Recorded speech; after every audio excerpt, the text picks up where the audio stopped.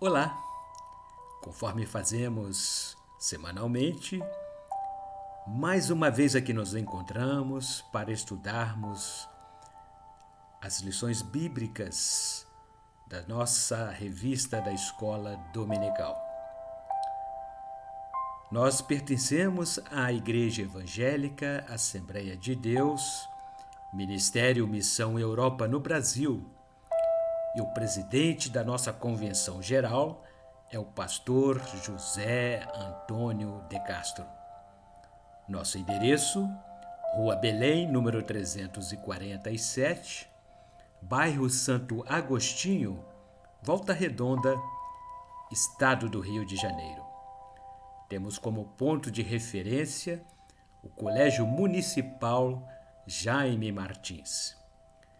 Também a nossa filial, Rua 9, número 25, bairro Freitas Soares, município de Porto Real, Estado do Rio de Janeiro, cuja igreja é dirigida pelo pastor José Geraldo. Também nossa filial no município mineiro de Santa Rita de Jacutinga, bem em frente ali à praça principal no centro da cidade. E o pastor é o pastor Giovanni. Todos os domingos, a partir das 9 horas, estamos reunidos em nossos templos para estudos das lições bíblicas e o nosso manual Ebenezer Dominical. É a revista lançada, a mais nova revista da Escola Bíblica Dominical, lançada pelo Ministério Missão Europa. E a temática deste trimestre, o avigoramento em vasos de barro. Durante estes estudos, estaremos falando sobre a importância do avivamento espiritual para a cura interior. E neste domingo, dia 15 de maio do ano de 2022, estaremos comentando sobre a nossa 7ª lição, cujo título é Rompendo as Feridas. O nosso texto áureo está em Provérbios, capítulo 30, versículo 17. Salomão escreveu o seguinte: os olhos que zombam do pai ou desprezam a obediência à mãe, corvos do ribeiro os arrancarão e os filhotes da águia os comerão. Nossa verdade aplicada, nós registramos que as mágoas que se guardam de uma ofensa sofrida ou de um mal que se recebeu de alguém servem de cama para o inimigo de nossa alma. Da mesma forma que Deus habita entre os louvores, as forças do mal tentam fazer do coração ferido o seu habitat. Sentimentos rancorosos e maus pensamentos são hábitos que vão de encontro à soberana vontade de Deus. E os objetivos desta nossa lição são os seguintes: explicar como gerações inteiras andam por veredas fora da vontade de Deus. Apresentar a unidade no espírito como fator de crescimento em quantidade e qualidade. E analisar a sociedade que se diz moderna. Os nossos textos de referência encontram-se ainda no capítulo 30 do livro de Provérbios de Salomão, a partir dos versículos 11, 12, 13 e 14. São os seguintes: há uma geração que amaldiçoa a seu pai e que não bendiz a sua mãe. Há uma geração que é pura aos seus próprios olhos, mas que nunca foi lavada da sua imundícia. Há uma geração cujos olhos são altivos e as suas pálpebras são sempre levantadas. Há uma geração cujos dentes são espadas e cujas queixadas são facas, para consumirem da terra os aflitos e os necessitados dentre os homens. E na introdução, dissemos que problemas que envolvem a personalidade acabam tornando-se efeitos de alguma doença psicossomática. Os sinais que indicam uma doença ou mudança no curso de uma doença é tudo o que a alma ferida pode produzir. A partir do momento que não conseguimos exteriorizar por palavras os problemas que nos afetam, eles irão manifestar-se de alguma outra forma. De uma maneira ou de outra, os indícios aparecerão. Tanto a família quanto a igreja precisam discernir esses males para saber como lidar com eles. E o título do nosso primeiro item: Geração que maltrata os pais. Essa geração de que falou Salomão são espécies de pessoas abomináveis, segundo os olhos de Deus, quanto para os homens. Feridas morais e emocionais permaneceram abertas por causa da rejeição e por isso são correspondidas com oposição à autoridade paterna. Essa primeira geração é relatada com circunstâncias características de famílias desestruturadas, cujos filhos praquejam seus genitores por graves erros cometidos na paternidade. Vós, pais, não irriteis a vossos filhos, para que não percam o ânimo. Carta do apóstolo São Paulo aos Colossenses, capítulo 3, versículo 21. O efeito dos filhos rebelar-se contra os pais é um grito pedindo socorro. A carência afetiva desvirtua a personalidade e destrói os projetos de vida. No subitem 1.1, geração que se supõe pura e não é. Outra espécie de gente, de quem falou Salomão, é sobre a raça que se julga isenta de imperfeições morais, mas que na verdade não se purificou da sua mancha. A dor do orgulho ferido até procura combater os efeitos do seu veneno, no disfarce da religiosidade, para tentar impedir de ser reconhecida pela derrota. O espírito de religiosidade é capaz de proporcionar privação do sentido da visão espiritual. Carências emocionais e feridas da alma, quando não tratadas pelo médico dos médicos, podem tornar-se pior, levando ao abandono da fé. Subitem 1.2. Geração cheia de vaidade e insolência. A explícita postura arrogante é o resultado de feridas emocionais não tratadas, que têm por objetivo acortinar a sensação ou o sentimento de não estar protegido interiormente. Essa doença espiritual infecciosa resulta em fracionamento de igrejas. Cada qual acha-se no direito de mover o coração de Deus e o que resta é uma geração desprovida da presença do Espírito Santo. As feridas produzem defesa da própria identidade, direitos, opiniões e, consequentemente, a soberba. O orgulho resulta em desapontamentos, planos ardilosos feitos com o objetivo de enganar, quedas e escândalos. A soberba precede a ruína e a altivez do espírito precede a queda. Provérbios, capítulo 16, versículo 18. Subitem 1.3. Geração enganosa ou geração gananciosa e opressiva. John Wesley descreveu sobre a geração gananciosa e opressiva, cujos dentes são como espadas e seus dentes como maxilares para devorar os pobres da terra e os necessitados dentre os homens.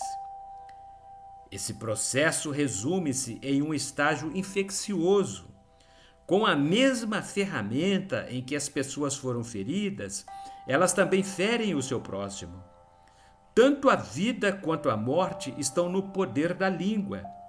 A mesma língua que abençoa pode também amaldiçoar. Precisamos ter cuidado com o que pronunciamos. A maledicência é o resultado do orgulho da pessoa que sofreu algum trauma, e isso pode servir de propagação de uma ferida. A amargura contamina os outros e ataca simultaneamente grande número de indivíduos.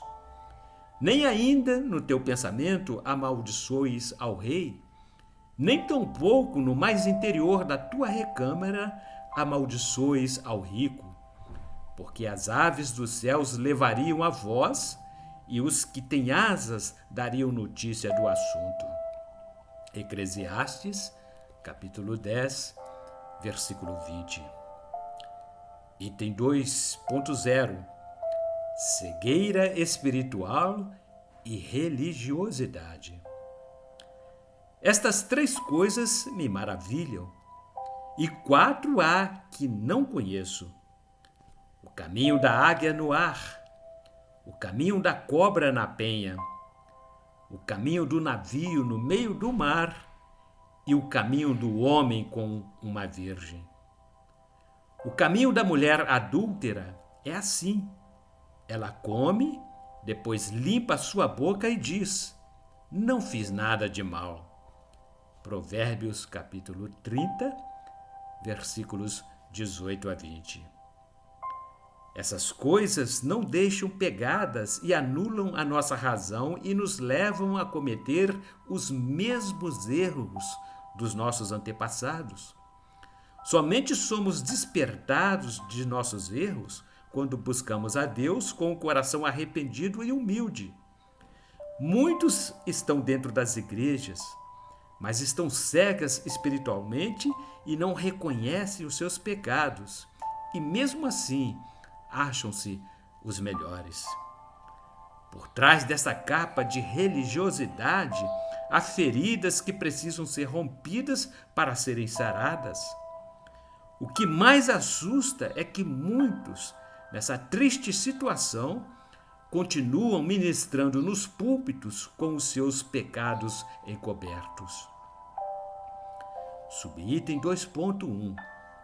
Unidade requer humildade.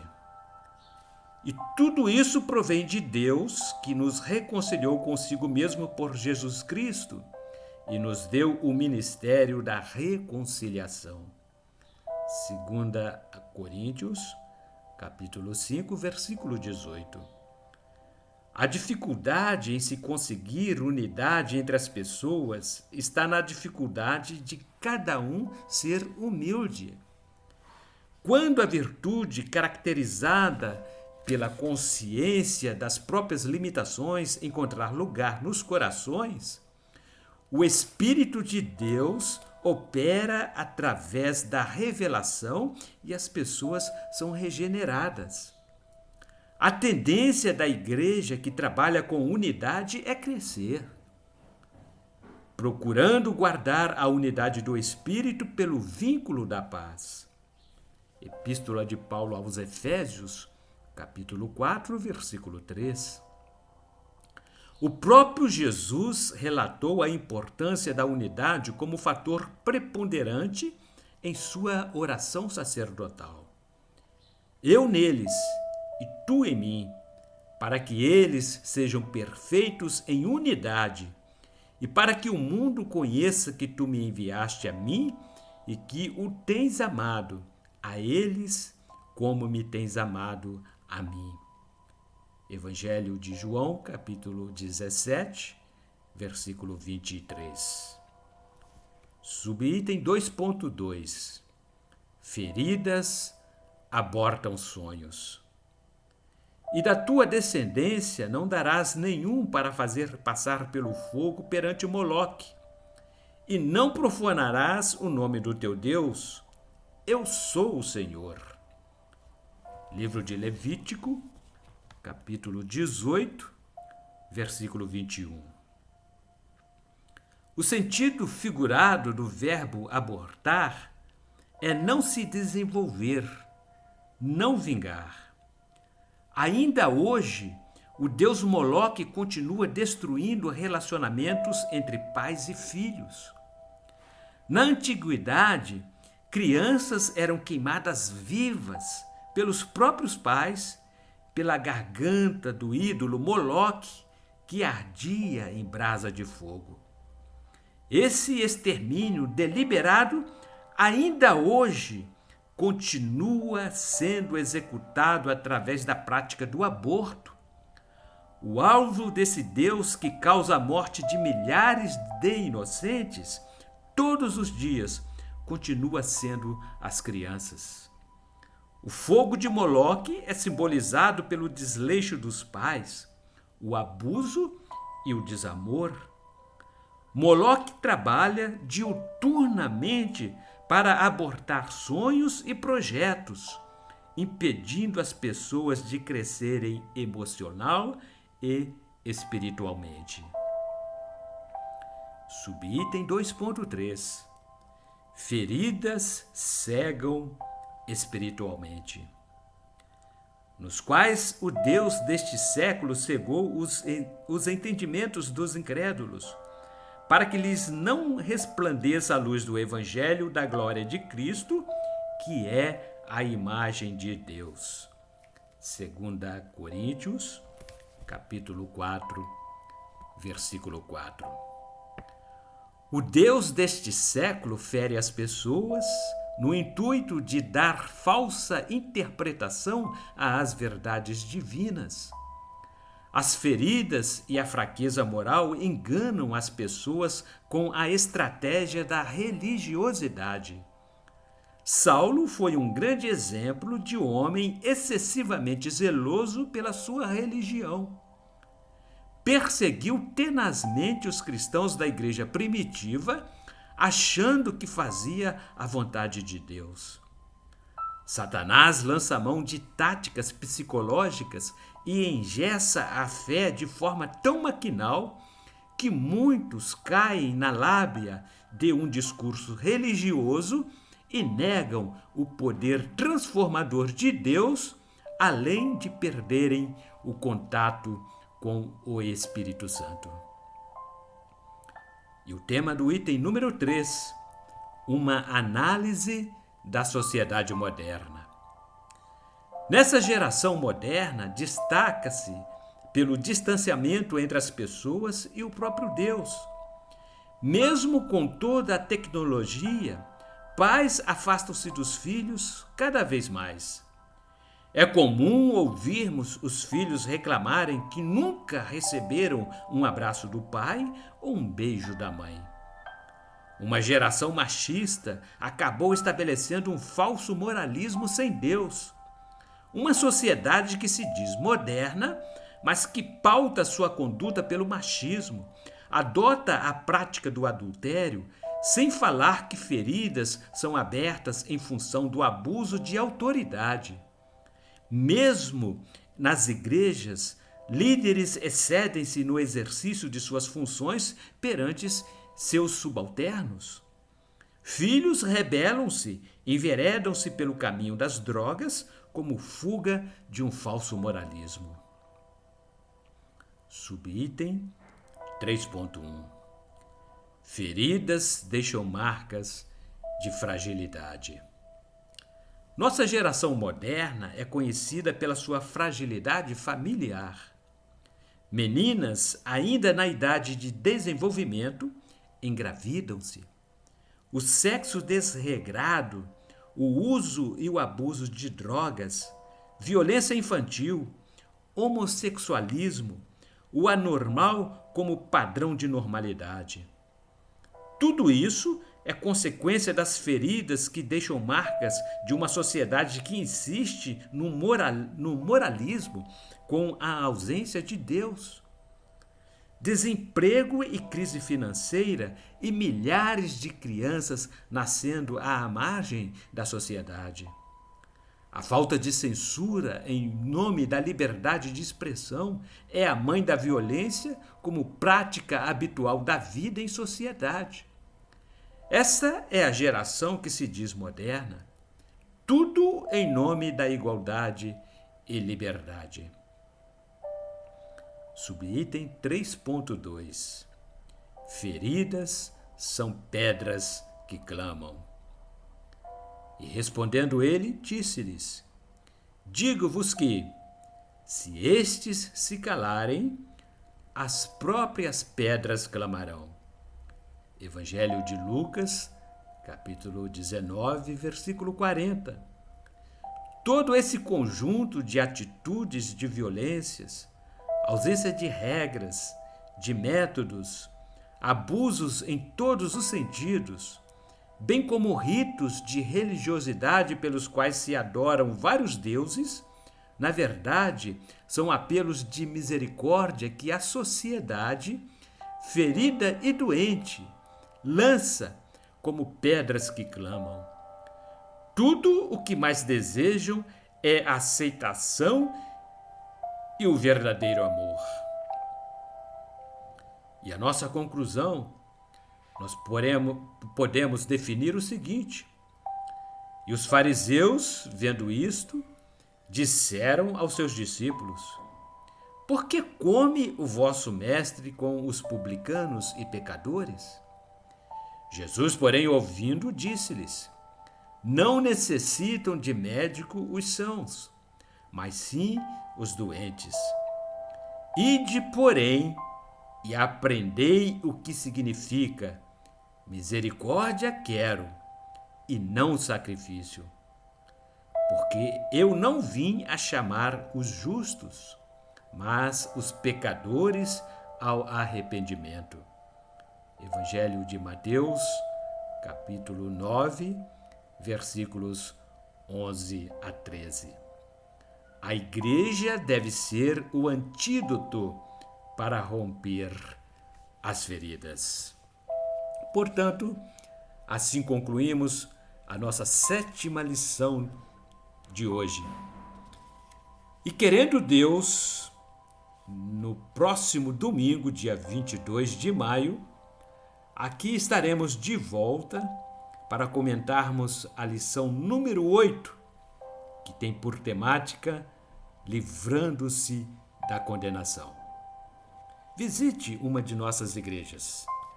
Esta é a nossa revista, o nosso manual de estudos da Escola Bíblica Dominical, Ebenezer Dominical. E o tema que estamos tratando neste trimestre fala do avigoramento em vasos de barros. Durante as nossas lições, estaremos comentando sobre a importância do avivamento espiritual para a cura interior, para a cura da alma. Venha estar conosco em um de nossos templos. O nosso templo aqui em Volta Redonda fica situado à Rua Belém, número 347, bairro Santo Agostinho, Volta Redonda, estado do Rio de Janeiro. Fica ali bem em frente ao Colégio Municipal Jaime Martins.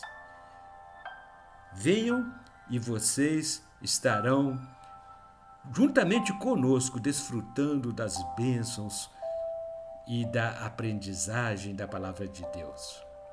Que Deus, portanto, a todos continue abençoando de forma rica e abundante. Até a próxima.